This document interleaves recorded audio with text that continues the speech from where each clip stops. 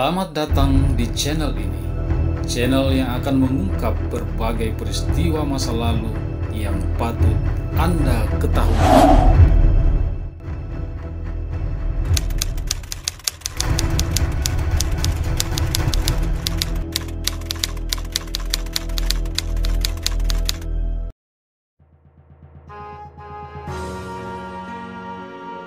HMI atau Himpunan Mahasiswa Islam Indonesia merupakan organisasi mahasiswa Islam yang didirikan pada hari Rabu tanggal 14 Rabiul Awal 1366 Hijriah atau bertepatan dengan 5 Februari 1947 di salah satu ruangan kuliah Sekolah Tinggi Islam di Jalan Setio Diningratan yang sekarang menjadi Jalan Panembahan Senopati.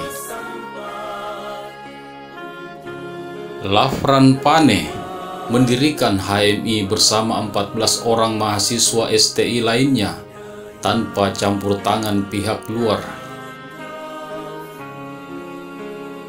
Kerasnya pertarungan antara PKI dengan partai-partai atau organisasi-organisasi Islam mengakibatkan Masyumi berhasil dibubarkan oleh pemerintah. Sebagai organisasi Islam yang tidak memiliki cantolan politik, HMI kemudian menjadi incaran PKI. Namun sebelum kita lanjut, jangan lupa like, subscribe, dan tekan lonceng notifikasinya agar Anda selalu mendapatkan video-video terbaru dari kami. Mari terus berbagi informasi dengan membagikan video ini.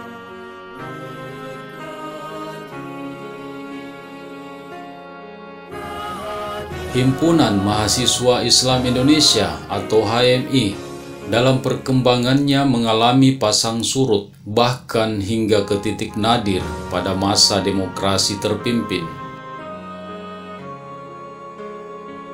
Setelah dibentuk pada tanggal 5 Februari 1947 oleh Lafran Pane bersama 14 orang mahasiswa STI lainnya, HMI pun terus berkembang. Setelah melalui masa-masa revolusi, HMI kembali menghadapi rongrongan yang merupakan imbas dari pertarungan ideologi di antara partai-partai politik ketika itu. Oleh PKI, HMI pun dituduh merupakan anak ideologi dari Partai Masyumi yang telah dibubarkan karena dianggap kontra revolusi. Setelah berhasil membubarkan Masyumi, upaya untuk melakukan pembubaran partai dan organisasi Islam terus dilakukan oleh PKI dengan berbagai macam cara. Masalahnya tinggal partai atau organisasi mana yang lebih gampang dibereskan, dan HMI bersama Serikat Buruh Islam Indonesia menjadi pilihan PKI selanjutnya. Kedua organisasi Islam ini di mata PKI punya titik lemah yang amat jelas, yaitu keduanya punya hubungan genealogis maupun spiritual dengan Masyumi. Kampanye anti-HMI dan SBII pun dilancarkan dengan gigih dan sistematis di berbagai front serta melalui berbagai cara untuk membentuk opini publik bahwa keduanya merupakan musuh Republik Indonesia. Bahkan dalam rapat umum di Senayan, Aidit sesumbar agar anggota konsentrasi Gerakan Mahasiswa Islam atau CGII lebih baik memakai sarung kalau sampai tidak bisa membubarkan HMI. Ucapan memakai sarung saja tentu hanya sebuah ejekan untuk menunjukkan keterbelakangan berpolitik golongan Islam. Skenario ini pun secara tidak langsung juga merupakan serangan terhadap tokoh-tokoh Masyumi yang lain.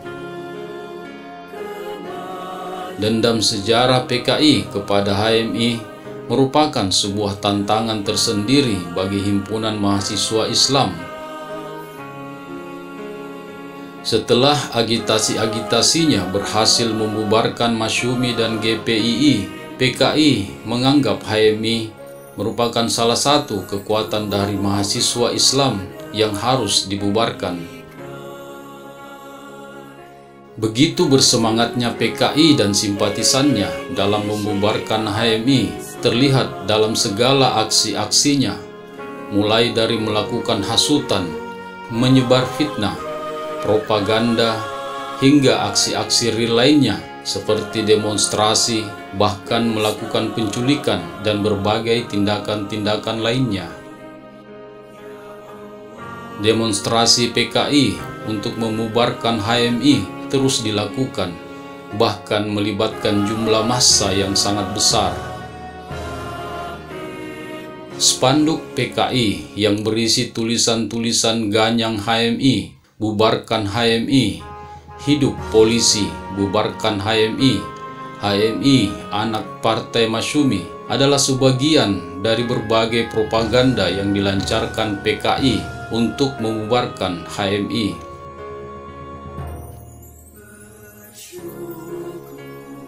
Berbagai usaha yang gigih dari kaum komunis dalam membubarkan HMI ternyata tidak mampu terwujud menjadi kenyataan. HMI tetap mampu bertahan dan terus berkibar.